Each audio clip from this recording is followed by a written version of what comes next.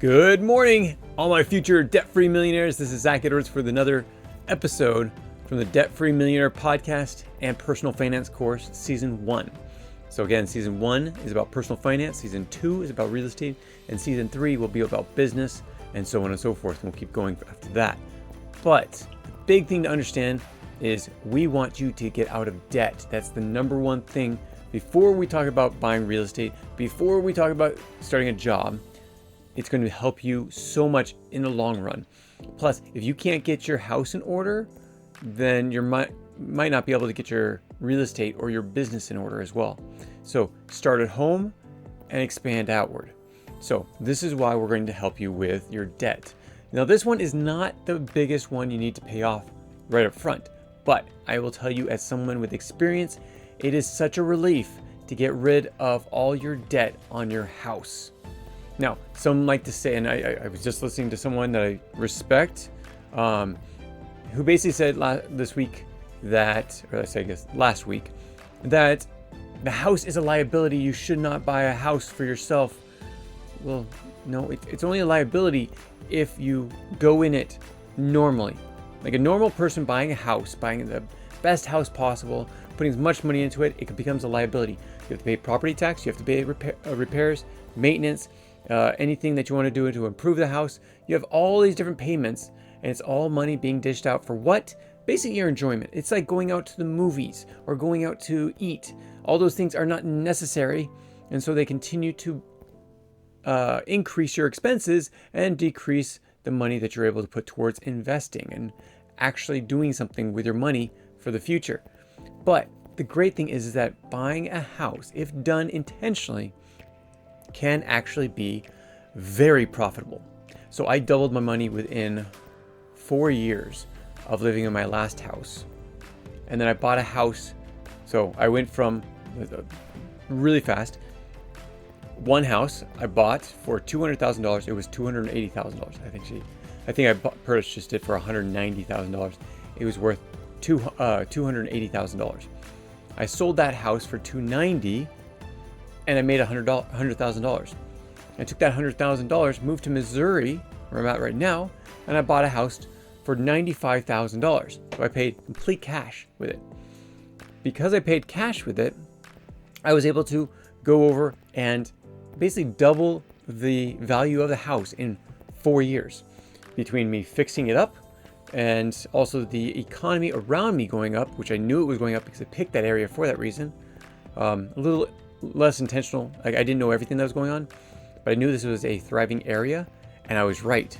And so I then made that into a $200,000 house. So I sold it for $200,000 after buying it for $95,000, $200,000, and rolled that into a $350,000 house.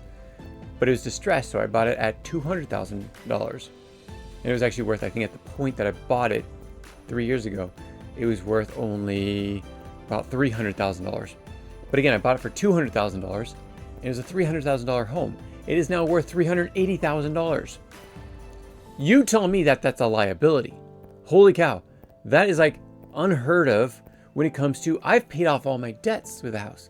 I took the first house that I had, I was paying regular mortgages on it, increased the value, sold that house, bought a house outright. Nothing else. I did not owe anything else after that. The next house I purchased, I rolled that money into the next house, and look at that. I had a $380,000 house completely bought and paid for. So this is why it's so important to understand these things. We are here to make you debt free because 1, it takes out stress. 2, it makes it so that you have less liabilities for going into real estate or going into business. It prepares you in the way of finances, and again, stress level. Everything rides on the fact that you are debt free. Now, again, this course is not about being debt free as much as it's a choice for you whether you want to become debt free or a millionaire or both. If you want to be both, great, we're going to get you there. If you want to be debt free, great, we'll get you there. If you want to be a millionaire, great, we'll get you there. But if you compile them all together, become a debt free millionaire, your life will be less stressful and so much more fun because you went that way. Okay, so let's go on with today's topic, which is actually paying off your house. Yes, there are many ways of doing this. And when I was reading through my article that I wrote in the book, which again, you can get my book in a little bit. But when I was reading through the articles, it was really interesting because I was like, I wonder if I have all the different options. So I put in there 6 different options of ways of paying off your house faster. But I think I missed one. And that was basically the way that I did it. Buying a house that was distressed, selling it, moving to the next house with all the proceeds, putting into the next house, and keep going like that until you've actually paid off all your houses, or paid off your house completely. And every time you do it, you have to do it after 2 years, so you don't get hit with capital gains taxes that are normal capital gains. When you're in real estate, when you sell a primary residence, you can make over $100,000 and not be taxed on it. But you have to stay in there for 2 years. That's what we're going for. Okay, so let's go into ways of paying off your house more efficiently. Okay, the first one, and this is before you buy a house. Yes, okay, so you go in and you found the house of your dreams. You want to buy this house. Hopefully, as I was just talking about, liability or an asset, you're going to buy something that's a little bit distressed, something that needs a little TLC. Hopefully you've learned a little bit about like laying tile or painting or curb appeal, landscaping, inside the house when it comes to, maybe you know about electrical or plumbing. You know what, here's the thing. Every plumber and electrician, if they're willing to put the time in, can become a millionaire quite fast. Because they can buy distressed houses, they can fix them up, they can sell them just like I did and pay off their house completely. They know one of the crucial parts of a house.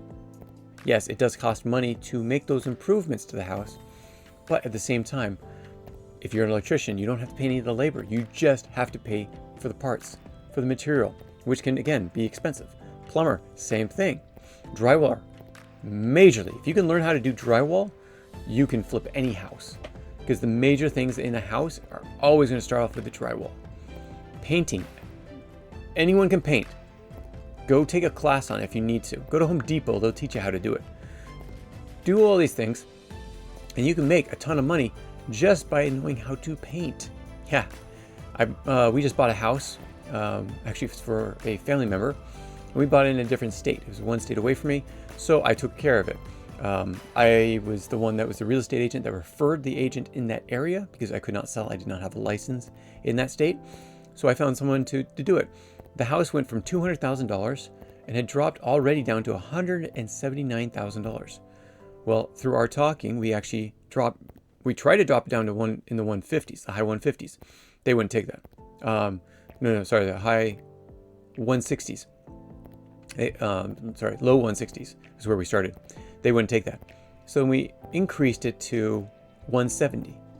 Then after the repairs that need to be done because of the inspections, we then dropped it back down to the 169 area. It's a $200,000 house that we got for $270 after closing costs. $170,000 after closing costs. Okay, so that is already $30,000 worth of equity. Now, this relative paid me to do some of the work and the materials that I had to pay for. So I got $1,000 for doing 2 days worth of work. And then they just had to pay for materials. I had to pay for the driving and things like that. That's great. I also got a referral from being an agent, from referring someone to buy this house. So I also made another amount of money that way. So I made a good amount of money off of it, not doing much work with it. Again, 2 days worth of work and about another day driving down there and a little bit of calling back and forth, making sure this house goes through. So she's renting it out. And because my relative is renting it out, she will be able to make a good amount of money. Now, she's renting it out to someone that she knows, so she dropped the price, so she could be making more.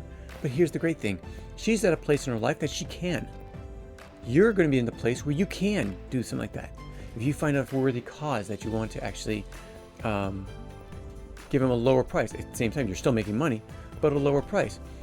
Real estate is the best investment you can make. Okay, so this relative will probably make about a 10 to 20% return, depending on if that other person she knows stays in there or if she puts someone else in there. 10% now that she's making, she knows this person is going to pay up every month. If she makes 10%, she's making just about what the market makes. So not bad. But when she puts the next person in there and she puts it where it's supposed to be, yeah, she's going to be making double that. She's going to be making over 20%. That's where she makes her money. But right now she has a worthy cause. So again, going back to my number one is actually saving for a 20% down payment. So if you don't have 20% of what the house is worth, don't buy the house. Rent for another year, save up that money. I mean, do everything you can to pay off your debts and save for that 20%, and then do that. Here's the biggest reason, what's called PMI. It's private mortgage insurance. Your mortgage company does not know that you're going to be paying them back. They're hoping you are. And so by hoping you are, they're not quite sure, they're going to put insurance on it. So if you don't pay up, they have an insurance policy that says, I'm going to get paid what I need to get paid in order to, if someone falls through with their mortgage payments. So you're going to be paying that insurance. They don't pay it themselves out of their earnings. They make you pay it to get that mortgage. So you're paying an extra 20%, or sorry, an extra certain amount for the fact that you didn't want to save. If you're able to get rid of that PMI, which is either if you don't own the house and you wait till you have 20% to put down on the house, that's great. No PMI, you saved $100 to $150. If you're already in a house, if you can bring up the value of the house to 80%, or sorry, up the value of the house so that there's 20% worth of equity, which means the amount that you own of the house, that the bank does not own of the house. So depending on the value and how much you still owe on the house, if there's 20% difference, you can get rid of your PMI. It basically just takes bringing an appraiser back in and doing an evaluation. And if you can do that, you can get rid of your PMI. Okay, so, and there's other ways of doing it, but this also lowers your monthly payment. So you're paying less every month towards your house. And then also better loan terms, meaning your interest rate will be lower as well. So that 20% down payment is not just a, oh, maybe I could do this. No, this is a, I need to do this. And so this is very important. Now, if you buy a distressed house and you know that there's 20% equity as soon as you fix it up, buy it, fix it up, get a new appraisal in there, a new appraiser to go in. When the appraiser goes in and says, hey, there's 20% of equity, the PMI gets taken off. Done deal. You just made it. You just got rid of 20% of the value of the house. You now own 20% of the house. The bank owns the rest of it. You don't own a house. As long as you have a mortgage, you don't own the whole house. The bank owns every percent that you have them borrowing. So if you are borrowing 97% of the value of that house, the bank owns 97% of the value of that house. So here's another thing. Before you jump into a mortgage, another way of doing this is opt for a shorter loan term. Most people traditionally go 30 years, but you can go 15 years. You can go 20 years. But here's the thing. Here's the extra thing. This goes on to some of the other ones. You do not actually have to pay a 30-year mortgage. If you paid like you had a 15-year mortgage, you'll be paying it off in 15 years. But say you have hard times and you can't pay that extra amount. Great, go back to what you were paying for the 30-year traditional. Yes, your interest rates are actually a little bit lower, and you don't have the 15-year mortgage percentage, the amount that you're paying every month in order to pay it off. So that's just another way of doing it. Now, going further, you also have another one. This is number 3. So number 3 is make extra payments. Okay, so there's many ways of doing this. One, you can cut them in half. Pay bi-weekly. Every time you get a paycheck, half of it goes into the house. And I do say half of it for every paycheck. So if you're being paid twice a month, then you're basically paying the full mortgage, just paying it earlier, which will actually cut off hundreds of dollars every year and thousands of dollars for the whole life of the house by paying 2 times, like the middle of your payment cycle and at the end of your payment cycle, or even the beginning and the middle instead of waiting to the end. It's even better because every time you pay, it takes money off the principal that you actually owe the company. If you take money off, there's a reoccurring interest rate that's being calculated. And so you're paying off more of the principal, you owe less of the interest. So that's a great way of doing it. Here's another way. If you owe $965 a month, instead of paying $965 a month, pay $1,000.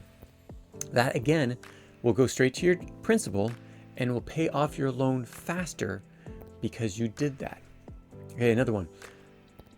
Lump sum payments. Okay, apply bonuses, tax refunds, anything where money comes into your house or into your household, pay it towards your mortgage. This again will pay off your mortgage faster. Now here's another one, and this is one I do suggest, especially if you have a 30-year and you want to go to a 15-year, double up your payments. If you can financially, if you paid off all your other debts, remember mortgage is one of the lowest debts you'll have. If you paid off your other debts and you want to get rid of your house payments, double up your payments. One paycheck, one amount, the first time you pay will go towards your principal and your interest. The second time you pay goes completely to principal. This is why it's essential, because the more you pay off your principal, the less interest you owe the next month. How great is that? It goes faster, and you won't have to pay in the long run as much money as you would if you just ran the 30 years at the minimal amount that you need to pay. So this is a great way of getting to pay less, even over if you own the house for 2 years or own the house for 5 years. You're still paying it off faster, paying less towards interest, more towards principal, and you're saving money. Every way you do this, whether you're going to be living there 2 years, 5 years, 10 years, or the whole 30 years. Okay, so another one. If the interest rate, say you have a 7% interest rate, and the interest rates drop down to 4 to 3%, somewhere around there, this is exactly why everyone refinanced their house. Everyone that was smart or knew what they were doing, they refinanced their home and were able to, instead of paying their 7, 8, 9, which is where I was paying 8 and 9 on 2 of my houses in the past. Actually, the last one too. So 3 houses in the past. If I had refinanced at that point, I would have had a 3 to 4% interest rate. So I could have spent the money that I had for that house, the $100,000. I could have financed my house and had a 3 to 4% interest. Okay, so over the year, that would be about $3,000. About $3,000 a year. Yeah, and so that would have been fine. $3,000 a year, I could do that, no problem. But here's the thing, and the interest itself would probably be $1,000. If I put that into my taxes, I would not get $1,000 worth back per se. A lot of people say, well, you get the tax break. No, it's not worth. The tax break is not worth the money that you're putting in. So understand that. So you want to pay off your house as much as possible. So if you have to, refinance that mortgage. Get it to a lower interest rate if you can. But also figure out how long you're staying in the house. Find out what the break even is. Okay, so this is how you do it. Break even analysis. Write this down. You want to find out, how much is your house worth? How much are you paying right now at your current interest rate? Okay, so say I'm paying $1,000 a month. How much are you going to pay to refinance? You're going to pay $2,000 a month. Okay, how much am I going to save by reducing my interest rate, the amount that is being told to me by the mortgage company? I'm going to save $300. Okay, I'm going to live in there for 2 years. $300 the first year, $300 the second year, $600. I'm paying $2,000 to refinance with all closing costs and such. Yeah, not worth it. Now, $300, if I was going to live in there 6 years, that's $1,800. Ooh, so close. If I'm going to live in there 7 years plus, then paying off that, or then refinancing is definitely worth the effort. If I'm going to live in there for 2 years, it is definitely not worth it. You will not break even with the amount that you have to pay forward for your refinance. But another thing that is great about the refinancing is you can refinance, and that would also take off the PMI because you now have a lot more equity in the house. Okay, number 6. Reduce your expenses and increase your income. Okay, this is a no-brainer. I want to reduce my expenses and I want to increase my income so that I can pay off my debt first, my other debt, my bigger interest debt, and my smaller amounts too. If you want to do the snowball, you want to pay the smallest debts off first. So I'm going to pay my mortgage last. If I'm able to, I'm going to reduce my expenses, increase my income so that I can take all this middle ground and put it into my debt. I'm going to put in my lowest debt until that one's gone. Then I'm going to put in my second lowest debt, smallest debt, until that one's gone. Third, fourth, until I get to my house. And then I can put all the payments I was paying towards the credit cards, student loans, car loans, all those things, and I can put it into paying off this house. So that's a great way of doing it. Thing to remember though, you may have to make hard decisions. Hard decision is where you might have to downsize your house. I know plenty of people that bought a house like this, or this, and looking at it and it's like, oh, I love my house. I never want to leave. And then they get hit with the hard information that it costs a lot of money and you're now what they call house poor. House poor is basically when you buy a house that you cannot really afford, or you can afford it, but you can't afford anything else. This is why most of these people, if you walk into their house, they say, we're simplistic. No, they don't have the money to pay for their furniture. And so they either have secondhand furniture or they just don't have furniture. And this is why they're simplistic, as in they don't have furniture in their house or very little furniture in the house. It could actually be because they bought a house that was too big. And that house is most likely a liability. Like Robert Kiyosaki says, like Cardano.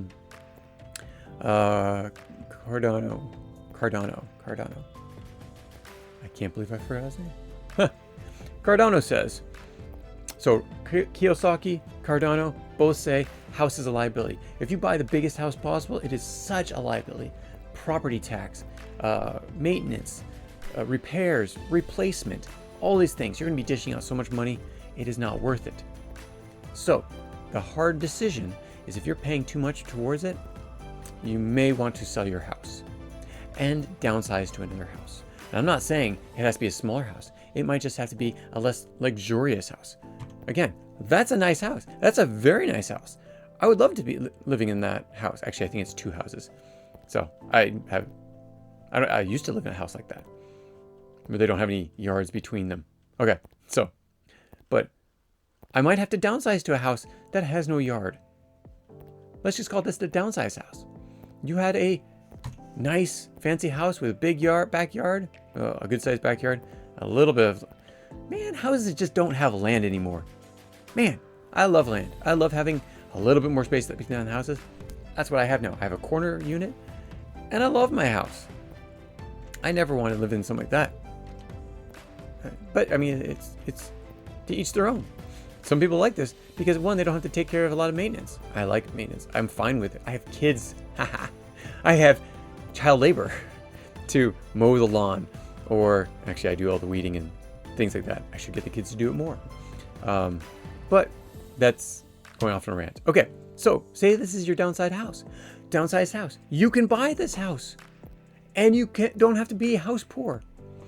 And you can pay this house off a lot faster, especially if it's distressed. If you bought it after somebody else had it and they didn't destroy it, but they did some pretty good sized damage.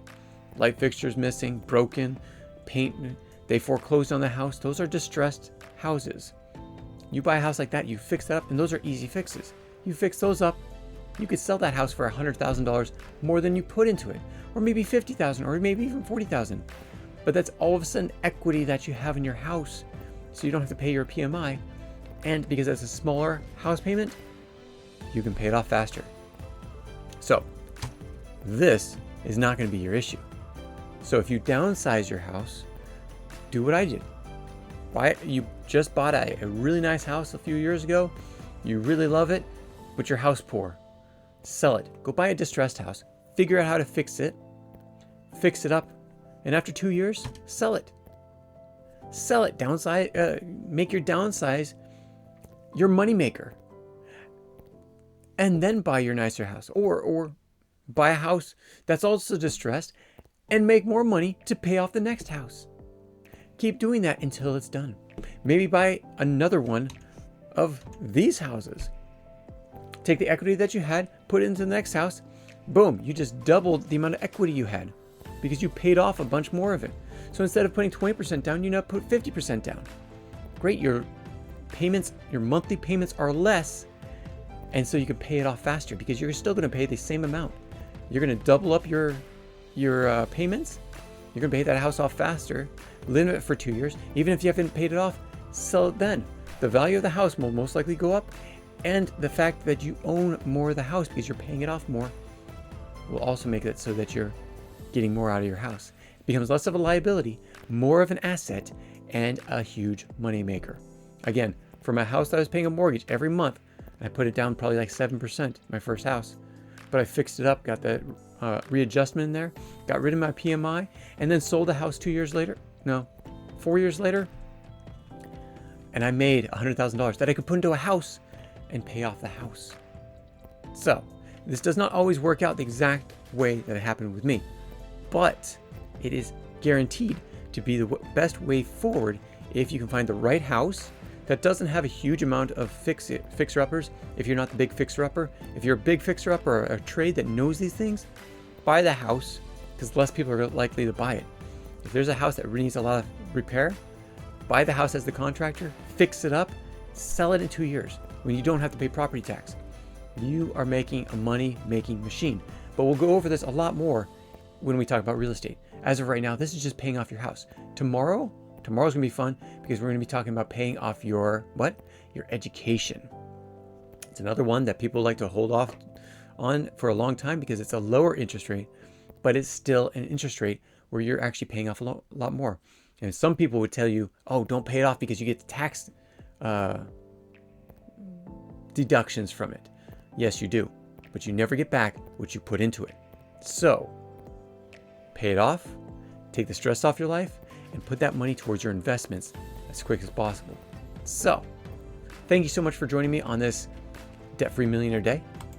You're going to learn these things. You're going to love these things. You're going to do amazing things, and you're going to become a millionaire.